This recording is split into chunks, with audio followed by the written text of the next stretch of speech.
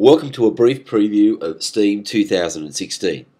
Now, irrespective of whether you're new to the business of sales team leadership or you've been leading a team for a number of years, we're sure this will give you a fresh perspective. STEAM is about working in the business, primarily on productivity, but more so it's about working in the business on sales team leadership. Now, the thing with productivity is that it's basically performance-based. And the question I'm always asking of leaders is, what is your strategic focus? We all know what we want to naturally do to get the business performing better, and that is we want to produce more listings and sales. Now, this is a performance-based strategy, but let's have a look at what this does to us over a period of time. For what we call here, this phenomena, the 1 in 4 syndrome. Typically, your initial focus in a real estate business is to get prospecting underway. So the entire team's focus is driven toward prospecting. Now, during this month, the results, sales if you like, are typically down. And this causes our disposition to be one of not desperation, but a little bit of anxiety. A lot of the decisions around the business itself can be made because there is a lack of sales occurring, and quite often we find ourselves, because we just lunge to cut expenses, that we sometimes cut out muscle, not just fat. Anyway, we get through that month and we get the prospects up. So as we get toward the end of the month, the next focus, the following month, is typically about following up those prospective leads and listing them. And of course, this month, as those listings are achieved, the good ones are readily snapped up. And as they are, we tend to, during that month, make sufficient number of sales to just get by. So it's not a great month. Yeah, it's not a bad month. We kind of break even. At the end of that month, given that we've made a few sales and just gotten by, we're typically left with the listings that are overpriced. And this, of course, then means that we have to focus on the remainder of those listings and manage the price expectation. In other words, get the price down. Now, during this month, as we start to get some of those prices down, again, some sales are made, just enough to get us by.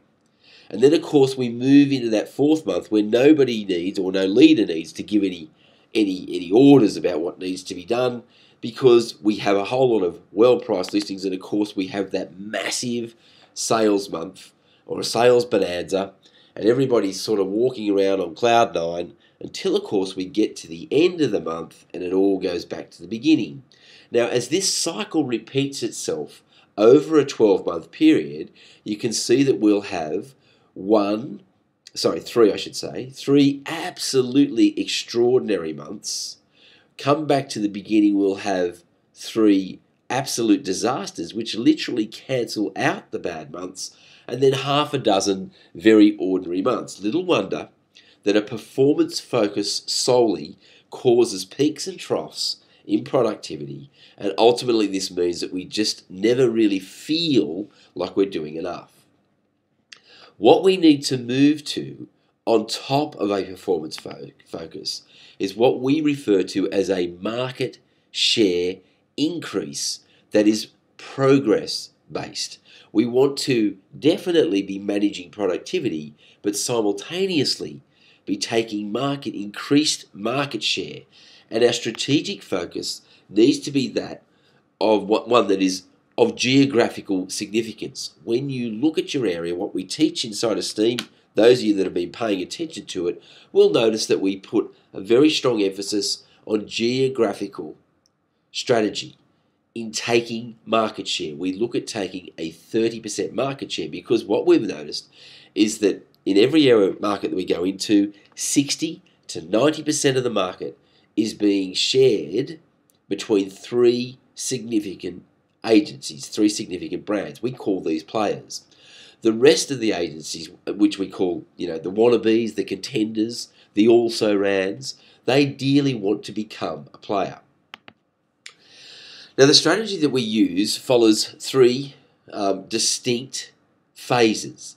The first is that of foothold. It's about breaking in and getting seed listing or listings to initiate a break into become a player inside the market. Now, the strategy that we have can be for a market that where you once had some significant market share, some dominance, and you're looking to get it back, or breaking into new markets. It matters very little.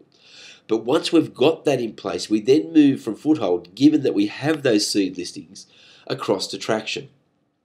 Now, this is a weird phenomenon. In most real estate businesses, as soon as a listing is secured, a salesperson and or the agency puts all of their energy into selling that listing. What we say is when you get a listing, the first thought must be, how do you turn that listing into 2 listings and then those 2 listings into 4 listings as you are progressively building market share?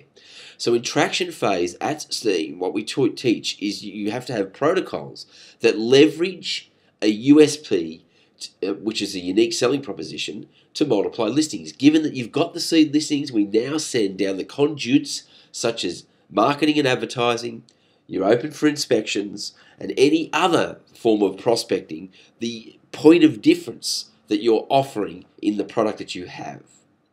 Once we get through that traction phase, we then move to the final stage, which is momentum. So once you've captured that market share and you've become a player, all we look to do is maintain that market share through momentum. So when you have conquered a geographic area, we want you to retain that with longevity over a sustained period of time. And we do this through marketing, as it says there, that pre-sells maintains replacement listings. So we are pre-selling your brand, your product, to prospective property sellers long before they arrive on the scene. Now, we say there are 2 types of prospecting regimes that you're going to use, and you're either going to attract dormant property owners. Now, the problem with dormant property owners is they make great fodder for contact lists, pipelines, databases, whatever you might call it. But dormant property owners really only ever represent market appraisals and or valuations. Now, in the prospecting game, certainly in the productivity game, and most definitely in the progressive game, this activity gets in the way of progress. It gets in the way of productivity. So we say, what do you want? Market appraisals and valuations, or do you want active property sellers which switch across to listing presentations? Now, listing presentations lead to productivity and progress.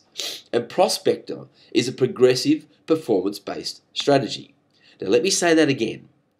Do you want dormant property owners that simply lead or merely lead to market appraisals and valuations, or would you prefer to have a company that is focused on active property sellers and getting listing presentations? Now, to my mind, what this is the marring, this is the great mirage that gets in the way. You know, one of the things I see is what we call funnel web paranoia. That's about building this sales funnel.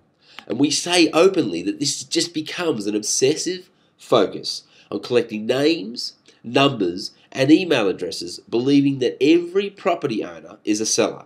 Now, this is fatal to leverage productivity, resulting in mediocrity, procrastination, and delusions of accomplishment. Now, you might think I'm drawing a long bow here, but just think about this. We shovel a whole lot of data into the top of the funnel on the premise that it will, at the bottom, be yielding loads of listings. Well, I say that there's no evidence of this occurring. And in doing this, we then also promote a thing called the data basting syndrome. The data basting syndrome is again another defective prospecting mirage. This is where salespeople become so preoccupied with working to keep current, serviced, and accurate a contact list of property owners they'd like to do business with but are yet to. Now, this is nearly always expressed and defended by its sufferer on the size of the database, but rarely the yield. Now, you take someone to task who's telling you that they have a large database and ask them how many listings that database is yielding each month, and you'll soon discover that it's not a database at all. It is, in fact, a contact list, a list of people they hope to do business with but are yet to. And the last thing that it's supported by is of this defective prospecting mirage is what we refer to as lonesome trail blues. Now, Lonesome Trail Blues has been a favourite with CRM promoters, where they say you've got to have set up a series, a laborious series of template emails, letters, SMS texts, and scripted calls of content aspiring to create a relationship over a protracted period, hoping to solicit business. Now, I must pause here and just quickly say to you, I'm not saying that any of these methods don't work. They do. They just don't work terribly well. They're terribly inefficient. They take a very protracted view over the success you'll have. And what I also think that this can cause, you can actually be long broke or long out of business before they actually kick in.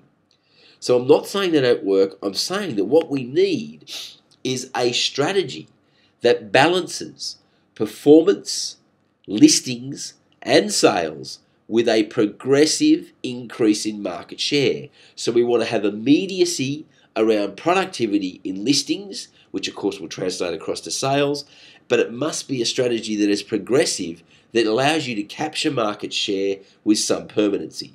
And for this reason, we start looking at color coding each of the phases. You can see there the red, black, blue, and what the protocols that we employ around these.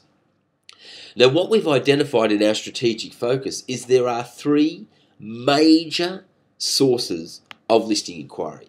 Nothing comes even close to these three. The first, of course, is sales inquiry. Now, you'll notice I didn't say buyer inquiry, I said sales inquiry.